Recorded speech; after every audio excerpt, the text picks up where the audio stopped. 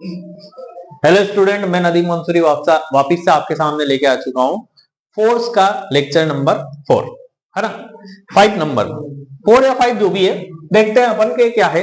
कल भी हमने रिजल्टेंट फोर्स को पढ़ा था और रिजल्टेंट फोर्स के बारे में हमने ये समझा था कि रिजल्टेंट फोर्स कहते किसे क्या है। यदि किसी ऑब्जेक्ट पर एक या एक से ज्यादा फोर्स अप्लाई हो रहे हैं तो उस पर जो ऑब्जेक्ट पर जो एक या एक से ज्यादा अप्लाई हो रहे हैं तो सारे जितने भी फोर्स है उन सबका जो सम होता है उसे कौन सा फोर्स कहते हैं अपन? रिजल्टेंट फोर्स कहते हैं। जितने भी किसी भी ऑब्जेक्ट पर फोर्स अप्लाई हो रहे हैं उन सभी फोर्स का सम क्या कहलाता है? रिजल्टेंट फोर्स कहलाता है। तो रिजल्टेंट फोर्स को और हम अच्छी तरह से समझते हैं कि resultant force is equal to the sum of all the force acting on a object. कि एक ऑब्जेक्ट पर एक्ट करने वाले सभी फोर्स का सम क्या कहलाता है? रिजल्टेंट फोर्स कहलाता है। ठीक। If the direction of applied forces, जो डायरेक्शन ऑफ अप्लाइड फोर्स, जितने भी अप्लाई किए गए फोर्स है उसकी डायरेक्शन इज सेम, अगर सेम होगी, then all the force are added, तो सारे के सारे फोर्स को क्या कर देंगे अपन? एड कर देंगे। ठीक है ना। तो 60 प्लस 30 इक्वल टू कितना हो जाएगा? 90। एक ये क्या था? ऑब्जेक्ट था, ऑब्जेक्ट पर 60 न्यूटन और 30 न्यूटन, 2 न्यूटन के क्या कर रहे थे? इसमें फोर्स एक्ट हो रहे थे, अप्लाई हो रहे थे, और दोनों की डायरेक्शन क्या थी बेटा? सेम थी। समझ में आया मोदी? तो टोटल क्या हो गया? दोनों का सम हो गया, क्योंकि तो इनकी डायरेक्शन क्या थी? सेम थी। सेकेंड बात, if the direction of two or more applied forces are in opposite, अगर इन दोनों की क्या है? Two or more object, more applied force, दो और दो से ज्यादा अप्लाइड फोर्स की यदि डायरेक्शन क्या होगी? ऑपोजिट होगी, अलग अलग डायरेक्शन में होगी, एक इधर की साइड में एक इधर की, तो आपके क्या हो जाएगा? Then it is subtract. तो क्या हो जाएंगे? ये सबट्रैक्ट हो जाएंगे। ठीक है ना।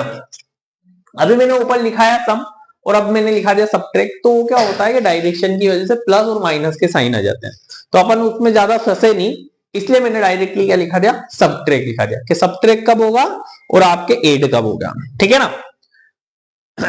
तो क्या करते हैं इसे 5, ये 10 न्यूटन और 15 न्यूटन का तो इस डायरेक्शन में लग रहा है, और इसके अपोजिट डायरेक्शन में 5 न्यूटन का, तो ये दोनों तो एक ही डायरेक्शन में लग रहे हैं, इसलिए इन दोनों का क्या हो जाएगा? ऐड हो जाएंगे। और ये 5 न्यूटन का है तो 5 न्यूटन माइनस कर देंगे, दोनों को ऐड करके जब 5 माइनस करा तो हमारे रिजल्टेंट फोर्स कितना आ गया? 20 न्यूटन। अब रिजल्टेंट फोर्स जो होते हैं, इससे हमें समझ में आया कि रिजल्टेंट फोर्स भी कितने टाइप्स के होते हैं? 2 टाइप्स के होते हैं। एक का नाम तो क्या है? बैलेंस्ड, और एक और का अनबैलेंस्ड। बैलेंस्ड फोर्स किसे कहते हैं? जब रिजल्टेंट फोर्स क्या आता है? जीरो। रिजल्टेंट फोर्स क्या आता है? जीरो। हम रिजल्टेंट फोर्स जब हमारा, if the resultant of applied force is zero, अगर रिजल्टेंट फोर्स जो होता है वो जीरो आ जाता है तो उसे क्या बोल देते हैं अपन? बैलेंस्ड फोर्स बोल देते हैं। जैसे कि ये अनबैलेंस की लिख रखी है, इससे बैलेंस की बना सकता हूं। If the resultant of applied force is zero, अगर रिजल्टेंट फोर्स जो है जीरो आ जाए तो उसे कौन सा कहेंगे अपन? बैलेंस्ड फोर्स कहेंगे। एक और इसकी एक और डेफिनेशन लिख रखी है मैंने कि when to or more force acting on object, एक ऑब्जेक्ट पर दो और दो से ज्यादा वो क्या हो रहे हैं? फोर्स अप्लाई हो रहे हैं in all direction resultant no movement, अगर उसका मूवमेंट क्या हो रहा है? कुछ भी नहीं मूवमेंट हो रहा है, तो क्या कहेंगे? Force are called balanced force. ठीक है।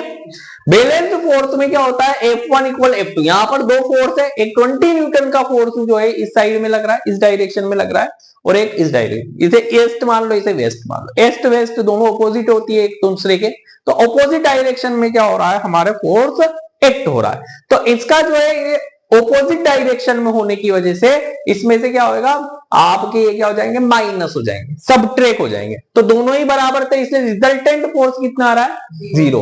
तो यहां से मैंने एक और डेफिनेशन बनाने की कोशिश की कि if the resultant of applied force is zero is called resultant, sorry, is called balanced force. तो अपन बैलेंस्ड फोर्स की ये वाली डेफिनेशन भी लिख सकते हैं। ठीक है। प्रॉपर्टीज क्या है बैलेंस फोर्स की? क्या बैलेंस्ड फोर्स में balance force do not cause of state of motion, ये कारण नहीं है किसका? स्टेट ऑफ मोशन का। मोशन किस? ऑफ एन ऑब्जेक्ट, इसकी वजह से आपके कोई भी चीज मोशन में नहीं आ सकती है, गति नहीं कर सकती है, आगे नहीं बढ़ सकती है। ठीक है। इससे क्या होता है, balance force can change the shape and size, ये शेप और साइज चेंज कर सकता है लेकिन उसे मोशन में नहीं ला सकता है। तो कौन सा फोर्स कहलाता है, बैलेंस्ड फोर्स कहलाता है। ठीक, अनबैलेंस्ड फोर्स को करते हैं कि अनबैलेंस्ड फोर्स कितना होता है। आपको ये भी याद होना चाहिए कि हम किसी भी चीज पे, जैसे कि मैं इस दीवार पे धक्का लगा रहा हूं, तो अगर हम मैं इस पे देता हूं तो मेरे लगती है कि नहीं लगती है, ठीक है ना। अगर मैंने इस पे क्या करा कि मैंने इस पे फोर्स लगाया, पूरी दीवार उधर खिसक गई, तो अनबैलेंस्ड फोर्स हो गया।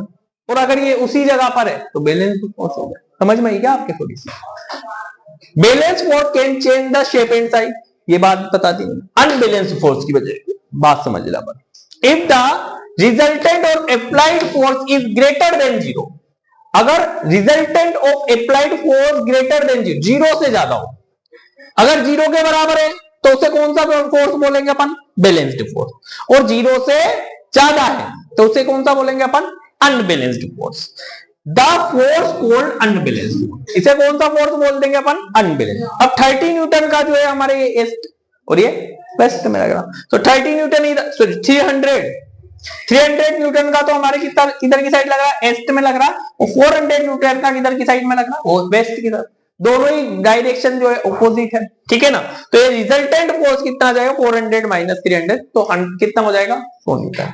जिधर ज्यादा फोर्स लग रहा होगा आपका ऑब्जेक्ट भी उसी जगह पर, उसी डायरेक्शन में क्या करेगा, मूवमेंट करेगा। याद रह जाएगी आपको कि जिधर क्या होगा, फोर्स ज्यादा होगा, ग्रेटर होगा, उधर क्या होगा, आपकी जो ऑब्जेक्ट है वो उसी साइड में क्या कर जाएगी, मूवमेंट कर जाएगी। समझ में आई अमन बात, है ना। देखते हैं आगे। रिजल्टेंट फोर्स समझ में आ गया। प्रॉपर्टीज क्या है, change the state of motion, ये क्या करता है, चेंज कर देता है स्टेट ऑफ मोशन को। लेकिन बैलेंस्ड फोर्स क्या होता है, आपकी स्टेट ऑफ मोशन को चेंज नहीं कर सकता है। इसमें क्या है, change the shape and size, इसमें भी शेप और साइज क्या हो सकते हैं, चेंज हो सकते हैं। लेकिन उसमें तो ओनली क्या हो सकते हैं, शेप और साइज ही चेंज हो सकते हैं, बाकी कुछ भी चेंज नहीं होता। ये 8th क्लास का हमारा फोर्स वाला जो पार्ट दे रखा था वो पूरा का पूरा ही क्या हो गया बेटा, कंप्लीट हो गया। कल हम पढ़ेंगे प्रेशर, और प्रेशर के बारे में हम जानकारी लेंगे, ठीक है बेटा। Thank you very much.